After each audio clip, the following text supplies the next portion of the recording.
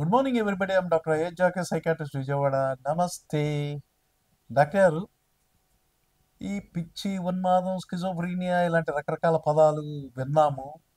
అసలు అలాంటి వ్యాధిగ్రస్తులకు అంటే చాలామంది ఉంటుంటారు, మనస్సు చెదిరితే ఏం చేయలేం, అద్దం పగిలితే అతికించలేం.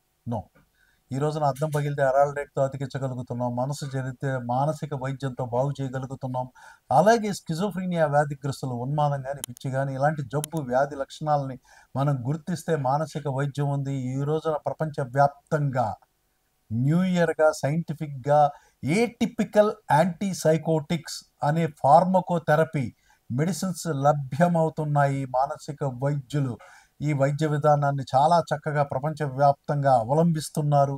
అలాగే ఉన్మాదమో లేకపోతే ఈ జబ్బు తీవ్రంగా ఉన్నప్పుడు కొన్నాళ్ళు హాస్పిటల్లో ఉంచాల్సిన అవసరం ఉంటుంది.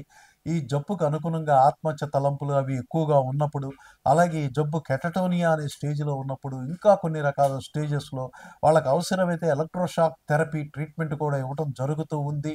అలాగే మందులు, అలాగే వాళ్ళకి సైకో ఎడ్యుకేషన్, ఇతర కౌన్సిలింగ్ చికిత్సలు కూడా చేయటం జరుగుతుంది.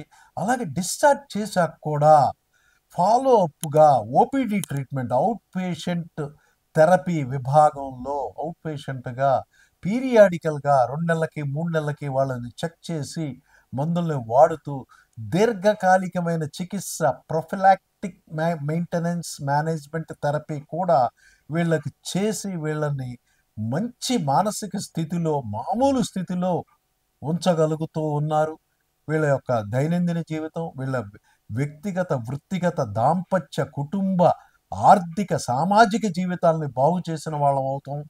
వీళ్ళని మరి వెంటనే మానసిక వైద్యుల్ని సంప్రదించాల్సిన అవసరం ఈ జబ్బు వ్యాధిగ్రస్తులకు ఉంది. కాబట్టి మీ మానసిక వైద్యుడు డాక్టర్ అయోధ్యాకే సైకాట్రిస్ట్ విజయవాడ. నమస్తే.